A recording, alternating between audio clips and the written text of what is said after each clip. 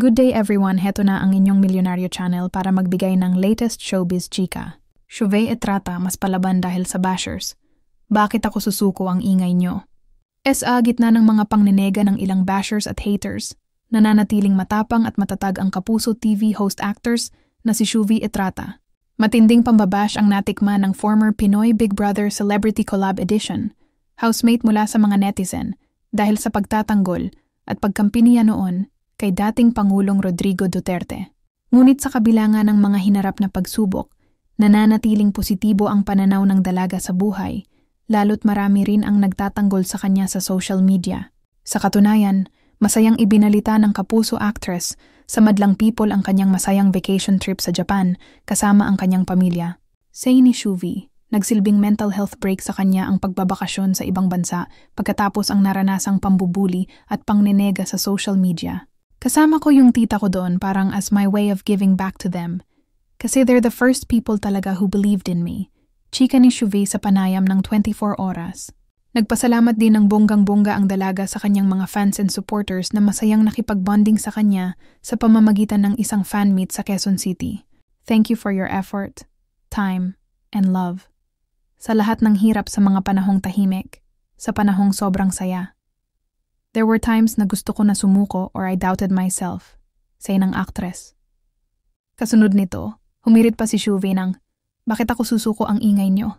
Nakasama rin ni Shuvey sa naturang fan meet ang kanyang mga magulang na sina Michael at Jorena Etrata, na super proud sa mga achievement ng kanilang panganay na anak. Nakikita ko naman na nag-e-enjoy siya. Sinasabi ko sa kanya na, anak, alagaan mo lang yung sarili mo, tsaka mahalin niya lang yung trabaho niya, ani Jing Jorena.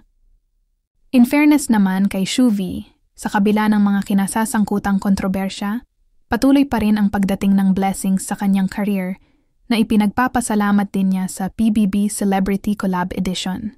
Kabilang na nga riyan ang upcoming horror film niyang Huwag Kang Titingin, kung saan makakasama niya sina Sofia Pablo, Allen Ansay, Marco Massa, Michael Sager, Sean Lucas, Josh Ford, Kira Ballinger, Charlie Fleming, at ang kanyang persistent suitor na si Anthony Constantino. Samantala, Derek Ramsey walang takas, mga ex nagsama-sama sa group chat, aliw na aliw ang mga netizens sa mga sunod-sunod na pasabog ng dating actress na si Ellen Adarna, patungkol sa naging dahilan ng paghihiwalay nila ng asawang si Derek Ramsey.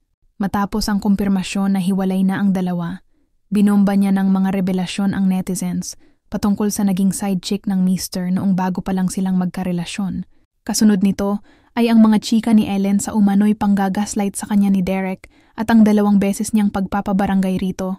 Ngunit mukha hindi pa siya at nagsisimula pa lang nang ibahagi niyang mayroon siyang group chat kung saan kabilang ang mga naging dating karelasyon ng estranged husband. Another ex has entered the chat. Dear girls, hindi pala tayo baliw. Saad ni Ellen sa caption ng post.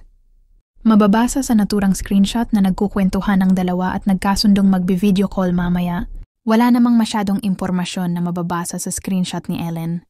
Samantala, iginiit ni Derek na hindi siya nagloko sa relasyon nila ni Ellen base sa screenshot na ibinahagi ng huli na tila galing sa kanilang kaibigan. Ngunit sa ngayon ay wala pa talagang formal na pahayag si Derek patungkol sa mga pasabog ng asawa. At para sa ating next chika, Fukerat denied entry sa Dubai. Hindi napigilan ng social media personality na si Fukerat o si Kier Garcia sa totoong buhay ang maluha matapos hindi payagang makapasok sa Dubai dahil sa kanya umanong pananamit. Noong una ay excited pa siyang ibahagi sa kanyang followers na nasa airport siya at nakatakdang lumipad papunta sa ibang bansa. Hello mga ka-Fukerat, nandito ako sa airport. Hindi ko muna sasabihin kung saan ako pupunta para hindi nyo alam. Para surprise, saad ng social media personality. Ngunit ang kanyang excitement ay napalitan ng pighati matapos siyang ma-denied entry ng immigration sa naturang bansa. Nasa Dubai, pinauwi pa grabe. Naiiyak ako na nanginginig at takot, sabi ni Fukerat. Wala namang sinabing dahilan ng social media personality, ngunit mabilis namang natukoy ng mga netizens na maaaring ang kanyang pananamit ang naging dahilan para hindi siya pahintulutan sa bansa. Nang lumipad kasi ito pa Dubai ay nakasuot ito ng pambabaeng kasuotan, nakawig, may fake eyelashes at nail extensions. Para sa mga hindi aware, mahigpit na ipinagbabawal sa Dubai ang pagko-cross-dressing. Samantala, base naman sa latest update ni Fukerat ay nakabalik na siya ng Pilipinas. Nasa Pilipinas na ako. Thank you, Lord. Grabe, sakit ng katawan ko. Sakit ng tiyan ko kasi gutom ako, wala akong kain. Kakain lang muna ako kasi wala akong matining kain for almost 9 hours. Lahad ni Fukerat.